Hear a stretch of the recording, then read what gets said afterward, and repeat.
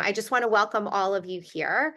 My name is Dr. Aimee Baron. I am the founder and executive director of I Was Supposed to Have a Baby, and we have a very special program tonight. We're going to be unlocking the maze here, and I have three tremendous experts who are here for you. And for all of you out there, this is going to be recorded. So whoever is here live, that's wonderful. But we're also recording this to have this in perpetuity so that people in the future who may be considering donor conception at some point, for them to also have this resource, have this out there. This, now, just as a bit of a background, this conversation is actually coming out of a collaboration that Rabbi Idit Solomon and I have put together for this entire week. Today is Monday, May 20th. For the next 6-7 days, there are going to be lots of conversations and lots of different content talking about all aspects of donor conception. But tonight is really the introduction. And before I want to just launch right into it here. And let me do some quick introductions as we get started. So the three experts I have for you this evening are Dr. Eric Surrey. Eric Surrey is a board-certified reproductive endocrinologist. He's at CCRM, Colorado. He's a past president of the Society for Assisted Reproductive Technology, the Society for Reproductive Surgeons, and Pacific Coast Reproductive Society, and currently serves on the Executive Council for the Society of Assisted Reproductive Technology. And if you ask me to say that again, or maybe 4 times fast, I'm not going to be able to do it, but I got through that one, so I'm very happy. Rabbi Idit Solomon, and she's going to tell you about her relationship to Dr. Surrey when she speaks. Rabbi Idit Solomon is the founder of Hasidah, who I'm so grateful and thankful to be doing this program with and this entire collaboration. Rabbi Solomon earned her master's degree in Jewish education and led the Department of Jewish Education in Columbus, Ohio. She is alumnus of Rabbis Without Borders program and a member of the Institute of Jewish Spirituality's Clergy Leadership Program. Lori Metz is a therapist. I can give you all of her titles, all of her acronyms, but at the end of her name, LCSW, CCM, and BCTHM.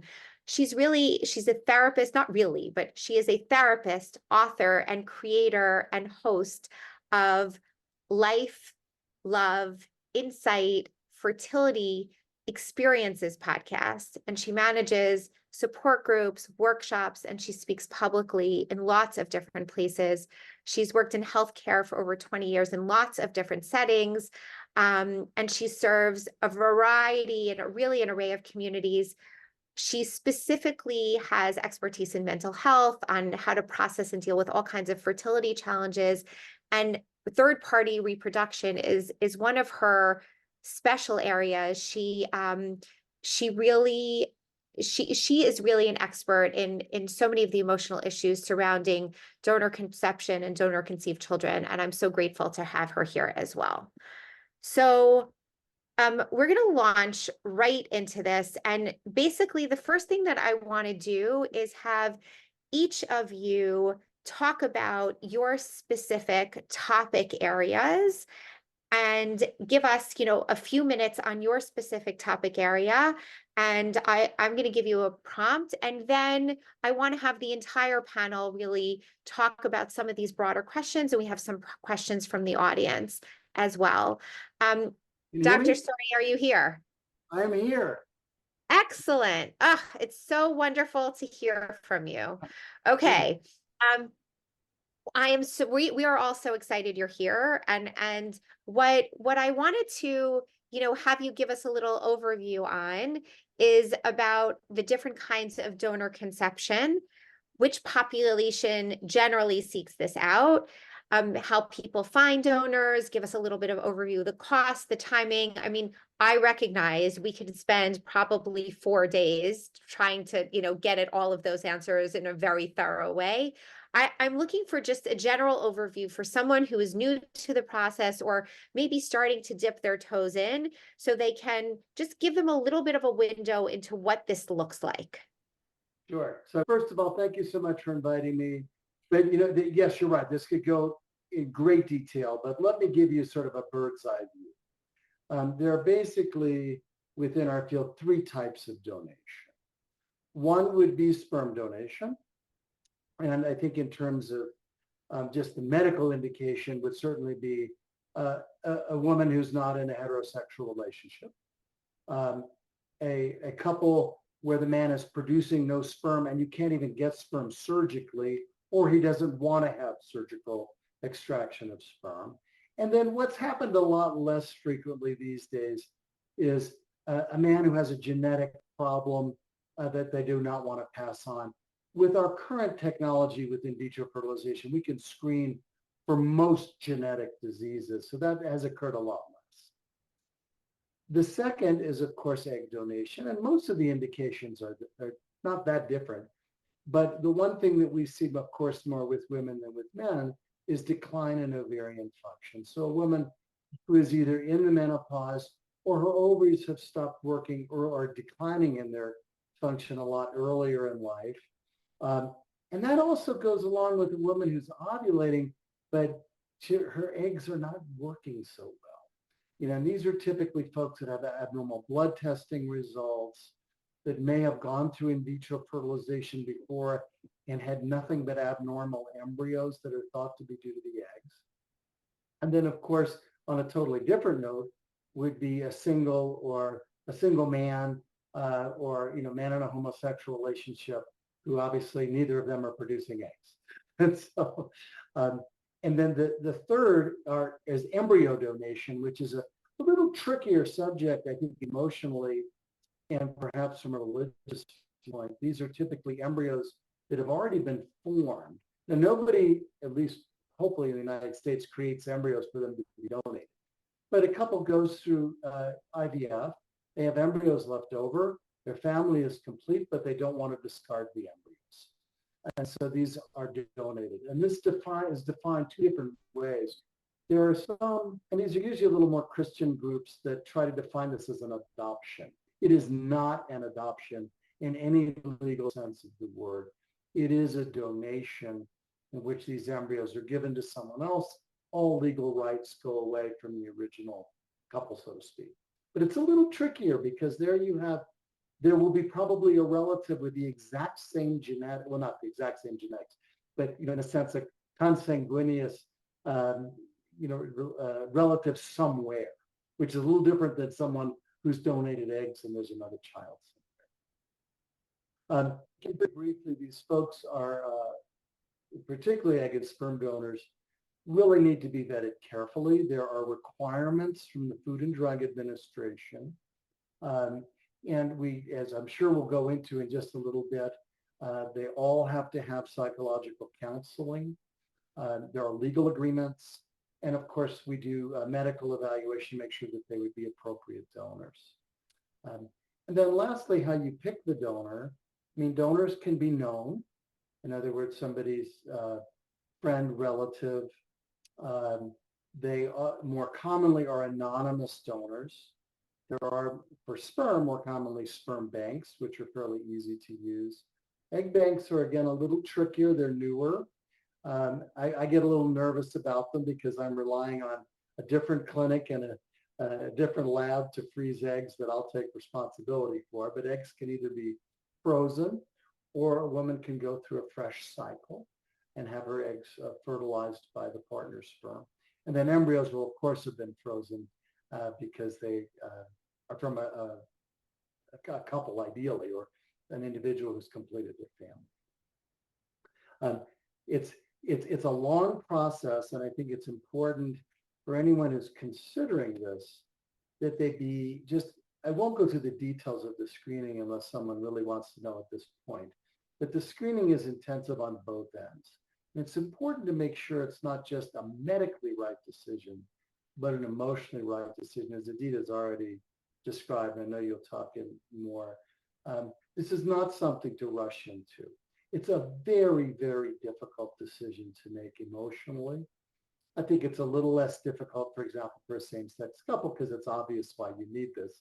But for someone, particularly when a woman feels my ovaries aren't working, my eggs aren't good, I'm a failure, this is a horrible thing to deal with.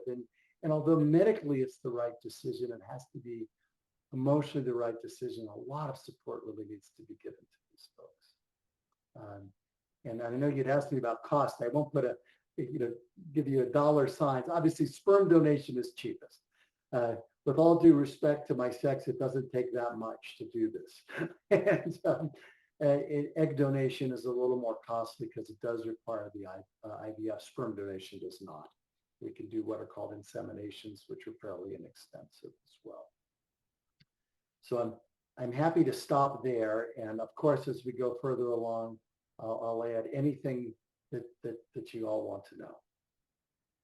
That was perfect. Thank you so much, Dr. Surrey. That was a perfect overview. And I think it really helps people get a sense of, what are some of the major issues that they're grappling with. Okay, Rabbi Solomon. So in general, what we know are the different kinds of donor conception are egg donors, sperm donors, and embryo donation. And there also is the possibility of using surrogates. And that would be someone who's obviously carrying the baby. It's a different kind of donor, but it's someone who's donating effectively their body, their uterus. But your specific topic area is the spiritual sense, the Jewish communal sense. So I'm wondering if you could speak to the areas of how does being Jewish complicate this decision? What are the general considerations that people have? What do people worry about from a halachic standpoint or Jewish practice? And sort of what has the general communal response been? I know those are a lot of questions, but if you could give us sort of a bird's eye view as someone who is in the clergy, but someone who has counseled dozens and dozens, maybe hundreds, I don't know if I should say thousands, but hundreds of people at this point, from the Jewish spiritual ritual perspective. And you yourself also, you have donor conceived children as well. Can you give us kind of a bird's eye view as to what this looks like? Sure. So first, just thank you. It's really a pleasure to have this collaboration between I was supposed to have a baby and Hasidah. And I'm very grateful to be able to share in this part tonight. So the question about the Jewish context and all the different parts about that, I think it stems to the fact that for some people, they're going to come to this, and it's often a last resort. And for some people, they've known this is the way they're going to go. So for many people, there's kind of a loss. I kind of half jokingly would say that no one grows up and says, wow, I wonder what my sperm donor is going to look like. It's not a typical thing to do. And I think from the kind of the spiritual Jewish aspect is a lot of people, when they come to this, it's when their identity as being Jewish, all of a sudden it comes into question, because Judaism looks at it, there's not just religion. It's a very American phenomena to look at Judaism as a religion because it has religious aspects to it, but it's also a people. So you're kind of thrown this question that many people haven't considered before, like, is being Jewish in my blood? Is it my ethnicity? The definition of I'm Jewish if my mother's Jewish. So for a lot of people, they kind of have these questions and they're not always able to articulate it. But just this sense of, and I don't even mean the halachically, like, would my child be Jewish? Is it really my child? How are they connected? And I find that that's a lot of the reasons why people turn specifically, if they're Jewish, to the Jewish community and not just to a donor bank, because there's this kind of question about, like, what is that connection? What does that mean for me and my child? And then, of course, many people do immediately think, would the child be considered Jewish? What does it take for the child to be Jewish? And what makes it even worse is that I shouldn't say it's worse. That's not bad. That's normal if you're going through donor. But one thing that is confusing is there are not consistent answers to when the child is considered to be Jewish or not. And advice from years ago has changed for different reasons. And if you want me to put on 5 different hats at 5 different approaches and denominations, I could give you name an answer and I could find someone who supports it. But generally linking this to also the connection to barriers to having infertility or to building a family or having infertility is that for a lot of people, it's this very private and it can be isolating. And that's particularly hard because Judaism is lived in community. So it can be about halakha, it can be about these things, but when you're going through this very personal thing, and then you're wondering about how do I feel about it? And then you're also worried about how is the Jewish community, is there like this monolithic view, which there isn't, but is there just other view? Am I going to be othered even more? And that can put a strain on relationships, also in the family, in many different ways. Like one example is I know a client who is a Hungarian descent and very specifically wanted a Jewish Hungarian donor, like very specific because they want to feel a connection. It wasn't even necessarily about blood or genetics, but they just kind of felt like, am I going to be isolating myself from the Jewish community? And just that kind of sense of being othered. So there's a lot more in there. And there's also a lot specifically about how Judaism approaches this and their stance on it. And just to be brief, because I know there's others to talk, but there is, generally speaking, you could find a precedent for any type of a donation. And just to kind of hit what some of the Jewish issues are, previously, it was actually initially discouraged from using Jewish donors because of consanguinity, which means you don't want to accidentally marry someone you're related to. So the idea was use somebody who isn't Jewish so you don't have to worry about it. The world has totally changed. And even if that is the case, we live in a world of 23andMe, and anonymous donation is a myth. You can have somewhat concealment or privacy, but anonymous you can never assume is to be true. And that makes it complicated. Then there's also questions about like, well, if you're a single woman and you have a sperm donation, is that considered, like something improper out of wedlock? I'm raising the questions, by the way. I'm not going to answer them.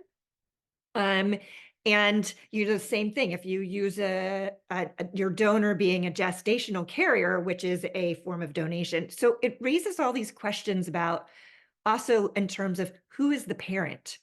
And I do have a little article about that because we have to understand the language. And I'm sure that Lori could speak about this more also. But in Judaism, it really is a question because there are times when we say like, I am Idit, but my parents' name. So what does that mean? Who is your parent? And I'm using that. But that comes up for many issues in Judaism. And the last thing that I'll mention is the question of conversion. And while I could tell you that there are issues about this, almost none of them have to do with actually using a donor, because the answer to everything is you can have a conversion. But really what happens underlying, and this is why it's a Jewish issue, is because then all of a sudden people start realizing they have a bias maybe against someone who isn't born Jewish. So the answer to everything is yes, you have a conversion. They're Jewish. What do you call someone who converts? A Jew. But again, it brings up this sense of identity about, wait, but am I Jewish because of my bloodline? Is it because of this? So it just raises a whole host of issues about our identity and our Jewishness and how we relate to it. So I'm not going to give specific answers because everything depends on your circumstances, but just to identify, that's a lot of the things that brings up Jewishly. And I'm sure that if there's questions more, I'm happy to answer, and there's more things to talk about, but I hope I touched on most of what you said. Absolutely. I love the way you said it in our conversation prior to this, and I love the way you said it here now. The answer is that it depends. It depends who you are. It depends what community you're in. It depends on a million different factors. And we're not here tonight to answer any of those questions. We're here to voice questions and get you thinking about what of those kinds of things that you might need to consider, might want to consider. Thank you so much for that. Both Rabbi Solomon and Dr. Surrey, you both touched on some of the more emotional pieces, but I'm going to actually turn to you, Lori. as the, resident therapist in the room, can you go into a little bit more detail here? What, Dr. Surrey mentioned, this is a decision that should not be made lightly. You should be taking time. I saw Rabbi Solomon, I saw her nodding her head the entire time. There are communal considerations, there are familial considerations. Can you talk more about some of like the biggest, what are the biggest emotional considerations that someone would have or a couple would have? Also, once parents or a parent creates a child, then there are also the emotional considerations of the child themselves and what they might need, what are their needs, what are their emotional needs as they grow up. How does one make sure that you're carefully and appropriately sharing this news at the point where it's relevant with a child, and what are the emotional considerations there as well? I have many more questions, but I think maybe I'll stop with that. But because I feel like, again, you probably could talk, for hours about those subjects. But give us sort of the bird's eye view of what a parent, an intended parent, thinks about as they're embarking on this process, and then what the considerations are with the child going forward. Well, thank you. And thanks so much for having me here today. I always love doing work with your organization, and so nice to meet both of the rabbi and the doctor. So thank you. And as you were speaking, there were so many things that I kind of wanted to jump in and say, because everything overlaps so much. And I really have the privilege of working with so many people going through donor conception. And whether it be sperm, egg, embryo, it doesn't matter. Honestly, so many of the feelings are the same. And regardless of if you're, what type of relationship you're in. So very often when we talk about the religious Orthodox community, we talk about the heterosexual couple. But I must say that I am getting a upswing in single moms by choice from the Orthodox community, a very significant one.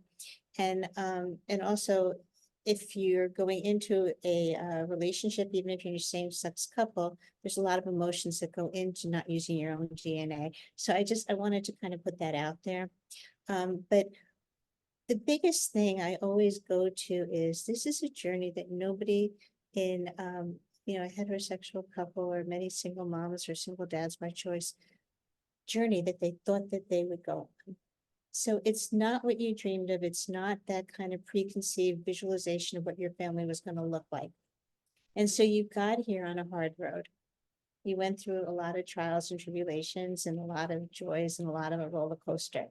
And so the emotions follow that, right? The emotions follow a lot of ups and downs. And at a certain point, once you're told that you need to use a donor, there's grief that sets in. There's self-blame. There's looking at yourself. They're saying, what could I do differently? Where can I go? Is there another doctor I could seek? Is there somebody I could talk to? Did I try everything? Have I done something wrong? And that's even before you get to the bonding and how you'll relate to the child. And then, when you are coming from a community, a religious community, or almost any level, right? When it's a community, the feelings now become, will I be accepted? And will my child be accepted? And how will I explain this to my parents or my siblings? Forget even the outside world. And then depending on what community you live in, you most seek the rabbi's approval. And not every rabbi is approving this at this point in time. And that creates more challenges for people.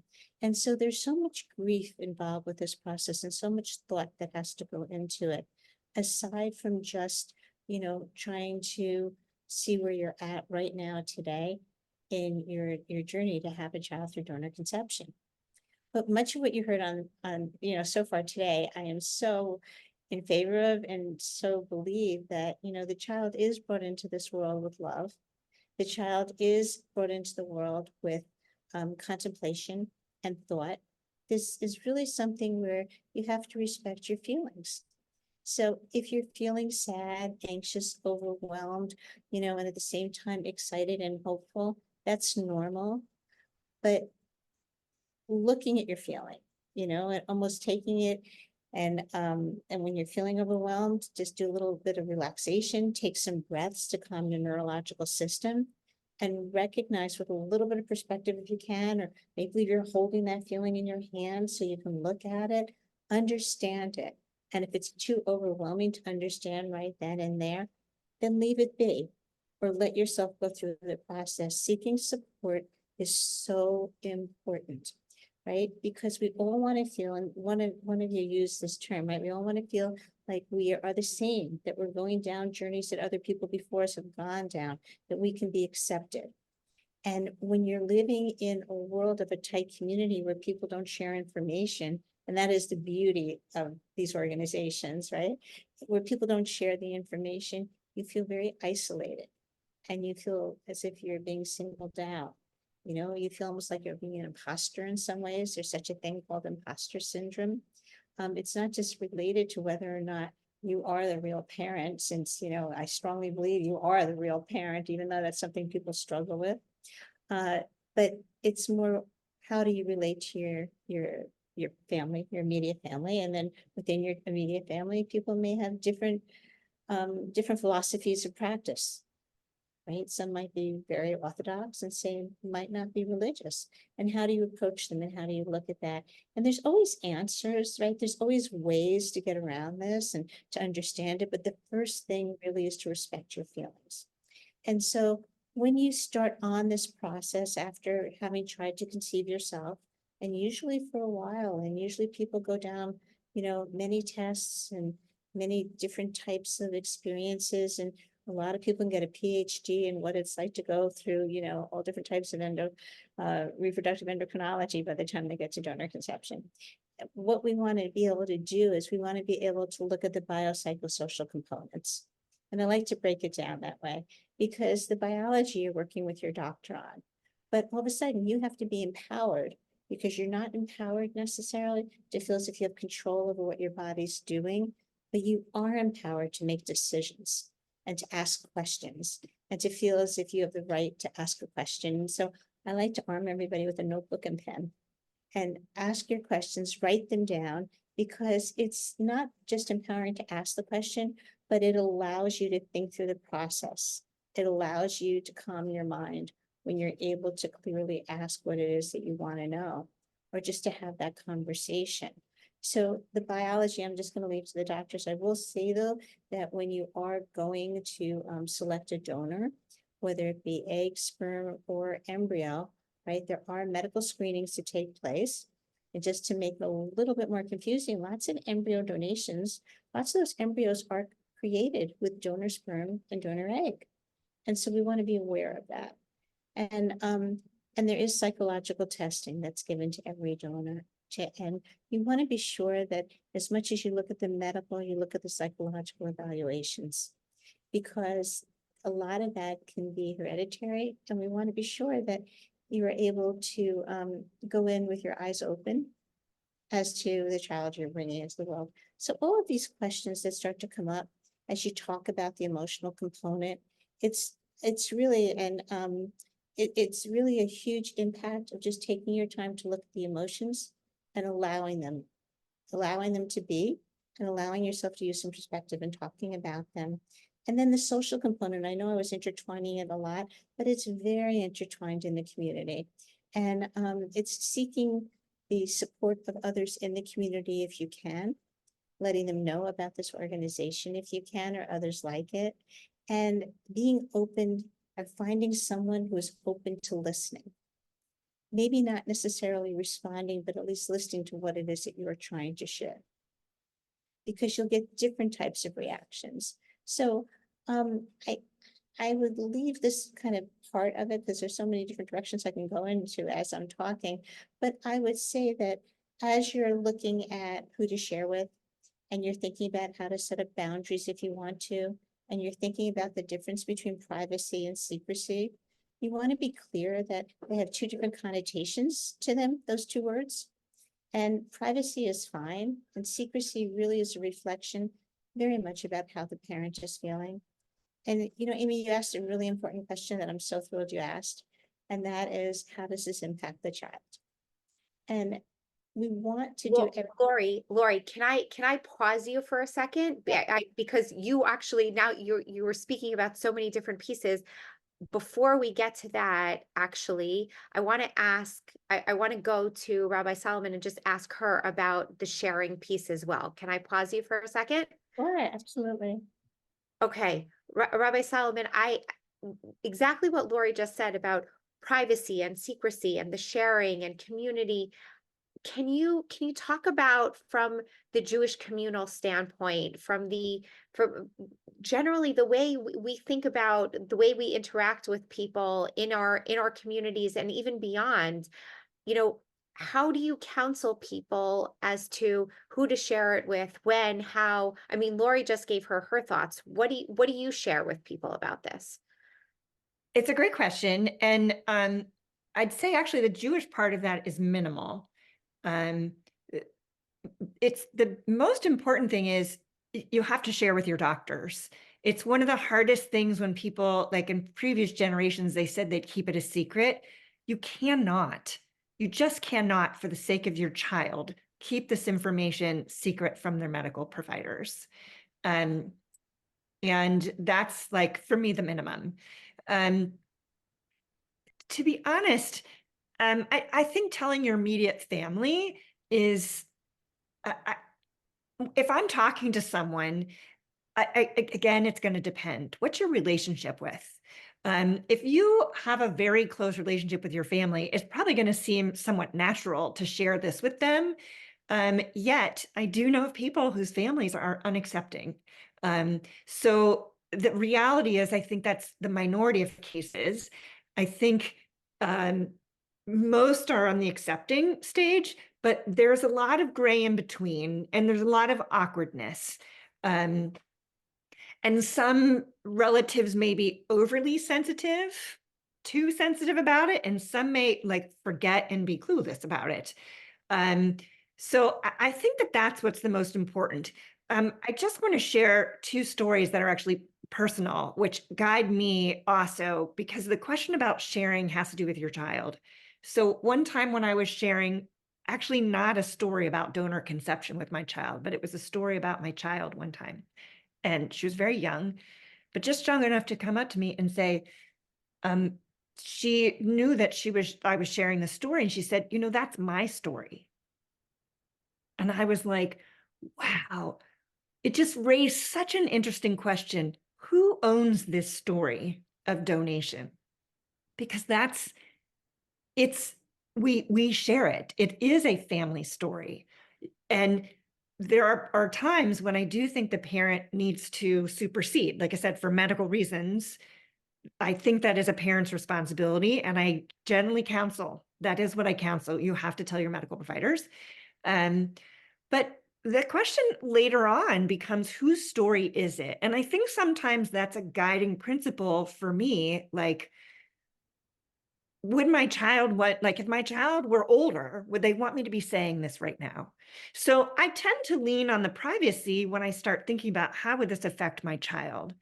Now, Jewishly, it's almost irrelevant until a child gets called to the Torah. And all of a sudden, people start thinking about what is their name. So in more traditionally observant communities, there are some issues about who can marry who and a status of a Kohen. In some communities, this is not relevant. It doesn't happen until they're older. And that, to me, I think that a lot of these, and it's actually kind of a good example to say, it's going to depend. I also have a story, because I work with clients, and I usually do never talk about my children at all. But one time I was on the phone, and I knew that the person already had a child, and they knew I did too. And they were talking about, for example, unfreezing some embryos to have another child. And my daughter's in the back of the car, and she yells out, "I was frozen too." And it just made me think about, I don't know, in 10 years, is the stigma going to be such that she's like, yeah, I'm from a donor. I don't know where that's going to go. But I have to respect that there comes a point when it's her story.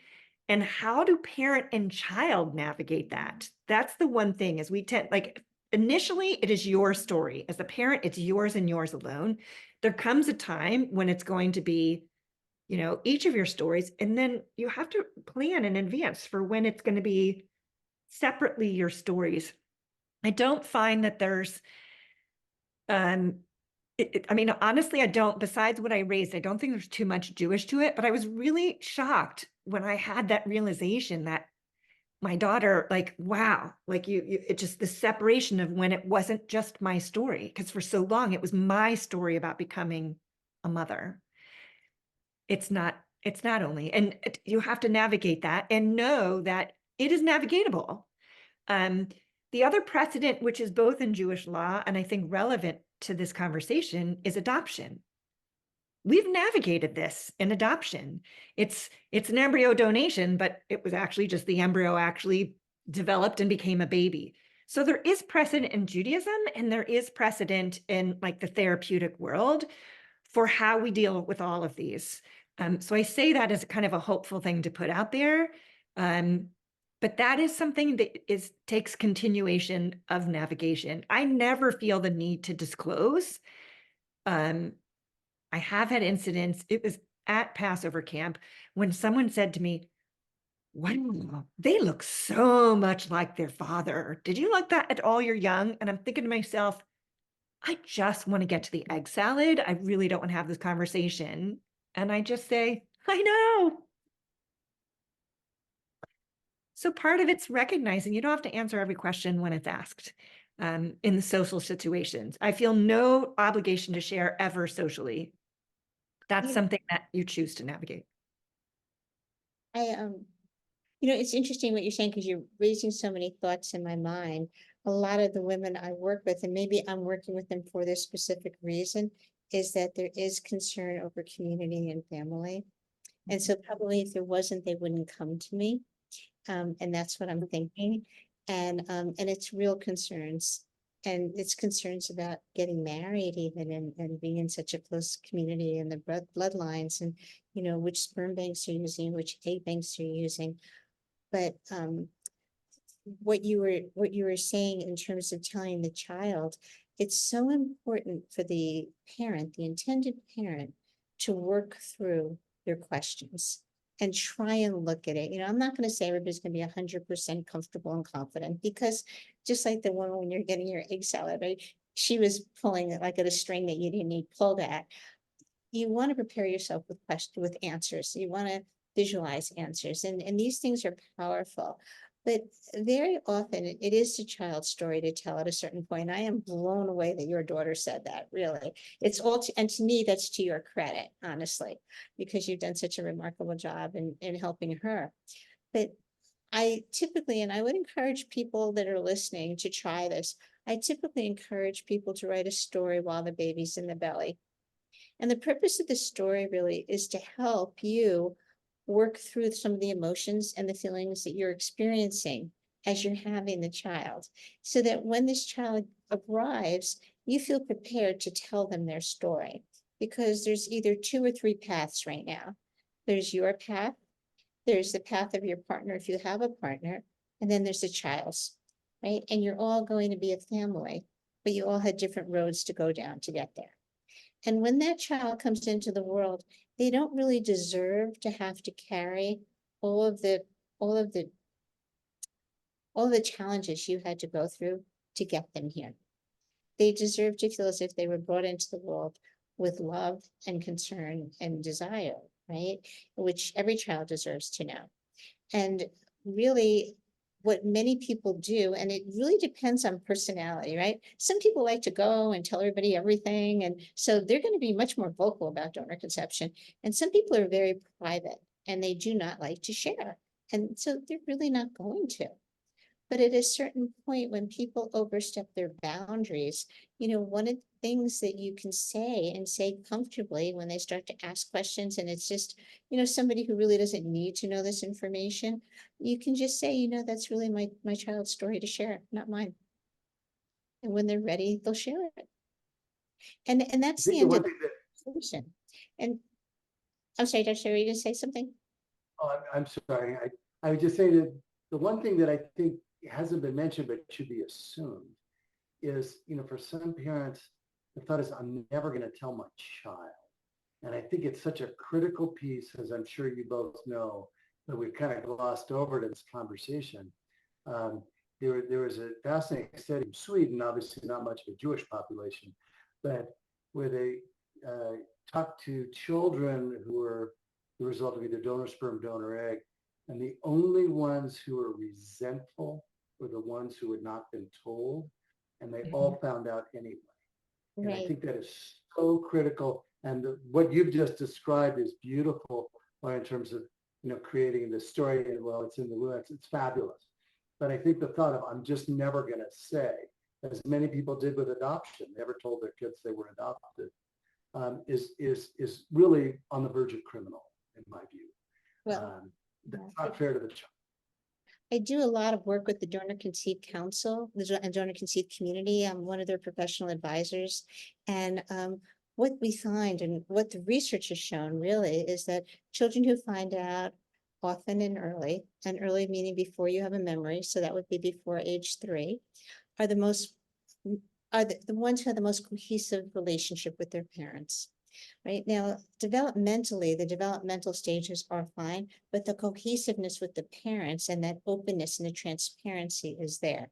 And if you grow up just knowing something, it's part of who you are. When you, unfortunately, if you access medical treatment and you find out at that point in time, when you're in your teens or your 20s or 30s or 40s or beyond, then really trauma can set in. And we haven't even touched upon, children wanting to seek out who the donor might be and the feelings associated with that, or donor siblings, which is huge curiosity in. And that I go back to again, that's feeling the security of being the parent. And I think everybody would agree that the parent is the person who raises the child and there for the child. Okay. I actually have a question about that. And I don't know, Dr. Surrey, if you are familiar with this, but one of the things that also is coming up now and a lot of people ask questions about, and I'm not sure really where this fits in here, is the donor registries. And because already in the past, like I can say in the past 12 years, because I know quite well, the availability of donor registries. And like, for example, if you had something that was anonymous, but at age 18, it could be disclosed. I'm curious if you know anything about how these work and I'm just curious if you know anything to talk about the donor sibling registries or donor registries. Are you familiar with anything with that? Because I know that it's becoming a more talked about thing with people who are choosing to have a family using a donor. It's certainly been talked about for a while, and I know our National Society, American Society of Reproductive Medicine, has kind of struggled with this, and there are a lot of issues on many ends in terms of confidentiality. Many donors don't want this information revealed. So in terms of an accessible registry is concerning on a lot of levels, although certainly you can understand both sides of this argument. Many donors will participate in many of the, whether it's IVF clinics or sperm banks, have what are called identity release programs, which is where the child does turn 18. If the donor is willing, then the child can get information about the donor. But it's a one-way street. Now, certainly if there are medical issues, that's a very different story, where something comes up with that donor has a child has some genetic issue, then immediately that information is passed along. Interestingly, there was a law that was passed here in Colorado, and naturally we're the only state in the country where this has been passed, which has made it very challenging, that there has to be access to every donor. It's prospective, not retrospective. So in other words, the donor's medical history has to be accessible to at least the child. We have to track contact the donor on an annual basis, which seems a little bit challenging when the donor is now 35, 40 years old and has moved any number of times. And this was required by the state. It goes into effect next year. There certainly is an effort to get this in place in other states, and I'm fairly confident California and Oregon are kind of next on the list. it's a little different between voluntary and mandated, but it's going to be tricky because it puts the onus on the sperm bank IVF clinic to be able to track this down. So I think the voluntary registries have really been a challenge. Long-winded answer to your simple question. I apologize, but it's a conundrum on both ends, because clearly you want to have the information, and who wouldn't? But it also you have to respect the rights of the donor as well.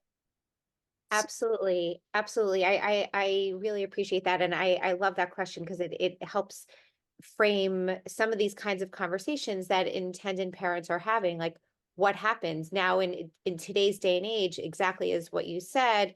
Rabbi Solomon with 23andMe and some of these other, some of these other sites and some of these other services, nothing really is truly anonymous. And especially if there are people who want to look, the question is how do they find them, and what is the story? Okay, I'd like to, go ahead, Lori. So people know about this. There are two things that I think people should be aware of. And one is, it is incredibly difficult, but there is the donor sibling registry, which Wendy Kramer started. And right now there's over 92,000 people who have signed up with it.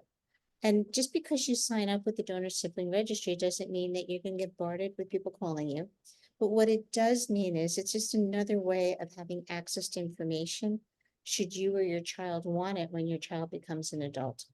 And so it's got a wealth of information, and she has a wealth of information. Actually, she's been doing research in this for years. And the other thing is, there's an initiative that I started actually to add donor conception and adoption to the medical intake process, which we hope will be in place in the next year and a half. And that's a global initiative so that we could start to capture that information, because medically it's so important. And that, I hope, will lead to more transparency throughout. So I'm sorry, I just wanted to let people know about those two things. Oh, please. Those are two vital pieces of information that people need to know. Okay, as we're wrapping up here, what I really wanted to close with is sort of taking more of the bird's eye view of trying to understand who are the kinds of people that say yes to this, that are interested in using a donor, and the emotions that they go through, and then who kind of goes through the process and says no. I'm curious about, Dr. Surrey, either the kinds of people or the percentage of people that you see that you offer a donor possibility to, and then they say no. And what are some of those reasons? And just in general for all of you, and I'm going to come to each of you, what advice do you have for people going through the process?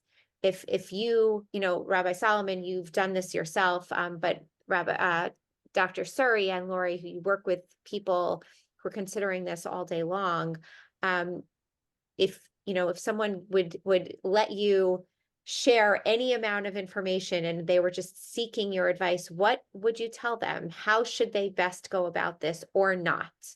Dr. Surrey, I'm going to come to you first. Well, I think it's always a difficult conversation. Again, outside of the same-sex couple or single, whatever. I think it has to be, this really is the art of medicine, which is how you break bad news in an honest but gentle way. And I think that both words are equally important, because I think I see patients. I saw someone today who was 43 and really had no particular testing done, had gone to another clinic, and they said, you need to use an egg donor. She'd been married for a year. She just got married late in life. And certainly there's no question that's the most successful thing she could do. But no one knows whether she could ever have her own child biologically, and she's owed that.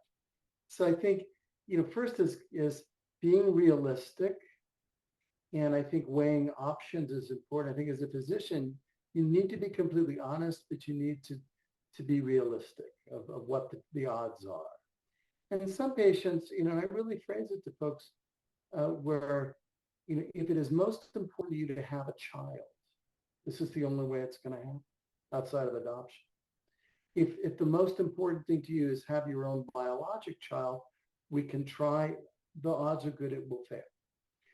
But I think the bottom line is to be kind about it. And the bottom line, what I tell every one of my patients is information never hurts. You know, I strongly recommend that you get information about this process. If you reject it, it's fine, but at least you won't look back in 5 years and say, gosh, I really should have looked into this. And, you know, and I try never to be judgmental, and I don't think a doc should be. It's one thing if someone is beating their head against the wall and I know it will not be successful. But it's another thing to say, you know, this is not for me. And I think you have to empower someone to say that. There's nothing wrong about it. It's not like this is the only choice. I mean, it's certainly fine to be childless by choice too.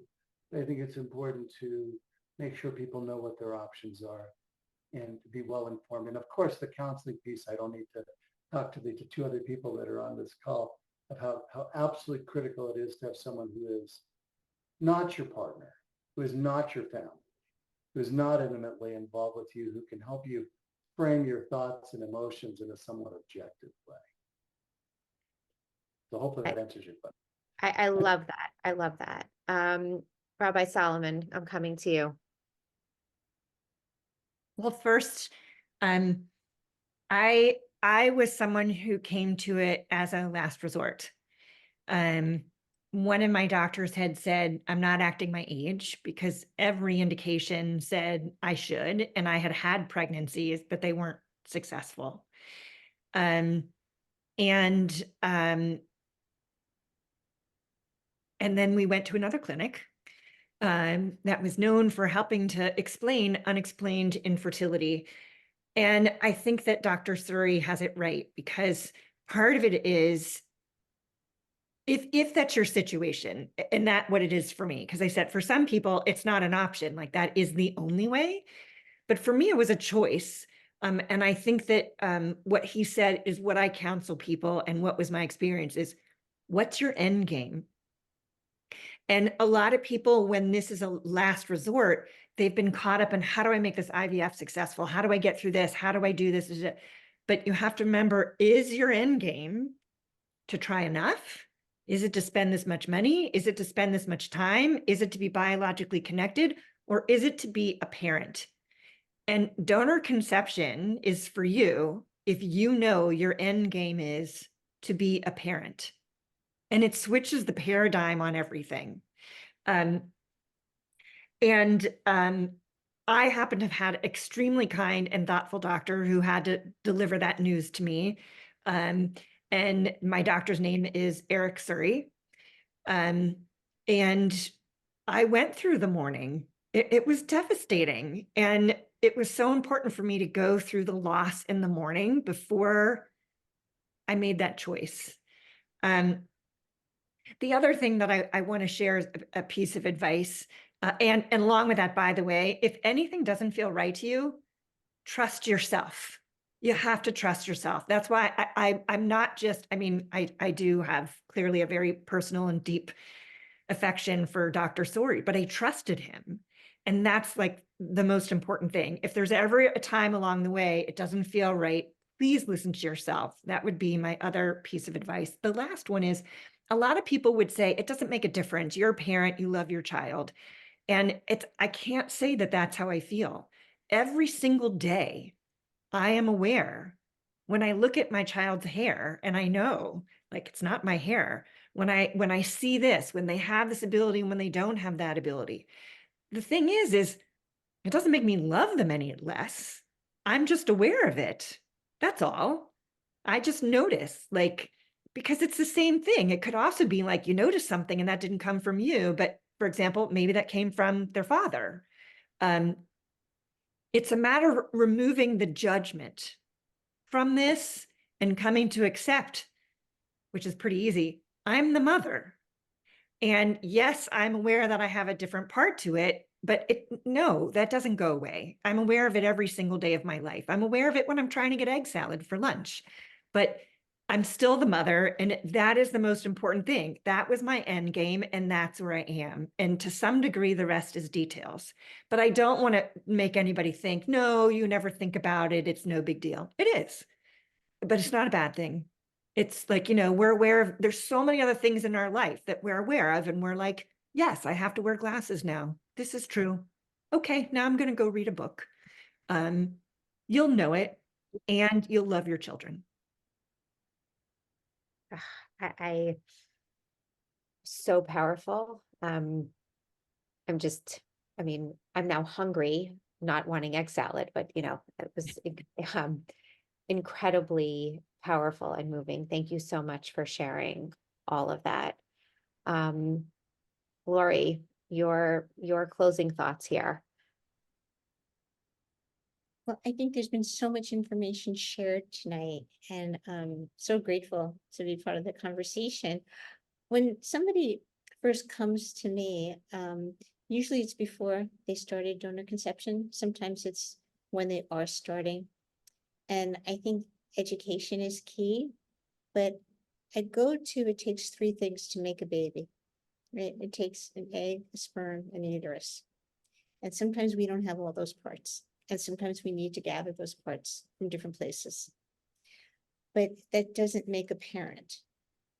And it's what do you need to do, and what has to happen in order for you to feel comfortable and confident in being a parent. And that's not exactly what I say to the person, but that is the theme, right? Because each person is an individual, and each person will go down their own path for this. And some people, it'll take them 2 years, 3 years to get there. And some people, they're just there. That's it. They want to become pregnant, and they want to conceive. And so I very often, once somebody's ready, we talk about nurturing that child from conception on, right? And parenting the second you start to, even before you start to conceive. And that child really not being here unless you've made that decision for that child to be here. And if somebody else was carrying that child, or if somebody else was parenting, it would be a different child. And so we talk about how to empower. We talk about how to communicate. We talk about that within relationships and within community. And these are really important pieces to keep in mind, because this journey is going to be a long one. And, I used the word respect before, but you really have to respect your emotions and respect the process and allow yourself to go through it. And if you find you're struggling in going through it, struggling more than you think you should, I would really encourage you to seek support. And that support comes in lots of different forms. It could be with a rabbi who is well-versed and comfortable in talking about the topic. It could be in a support group. It could be going to a lecture, or it could be an individual counseling or couples counseling, because there's two people many times on this journey, and your partner is going through a struggle too, different than yours. And lots of times they don't want to talk about it. So please, my advice is always pay attention to what you're experiencing and allow yourself to experience it. Thank you. I just really want to thank the three of you, Dr. Surrey, Rabbi Solomon, and Lori. We answered a whole bunch of questions that came in prior to this event tonight in the conversation that we had here, and I'm just so grateful to all of you for being here. These are not simple issues. So for all of you who are listening, and all of you who will be listening at a future date, please know you can reach out to us at I Was Supposed to Have a Baby, or the contact information. We will have the contact information for all three panelists, that if you want to reach out to them as well, I know that they would be happy to speak with you. If anybody has any further questions for us that they want us to address this week, as I said, this week at I Was Supposed to Have a Baby, we are doing a collaboration between Hasidah and I Was Supposed to Have a Baby, all about different aspects of donor conception. We're going to be featuring lots and lots of different stories, and really getting more in depth to many of the different facets of what it takes and the different pieces that people go through along this process. So thank all of you for being here. Thank you to our amazing panelists, and good night, everybody.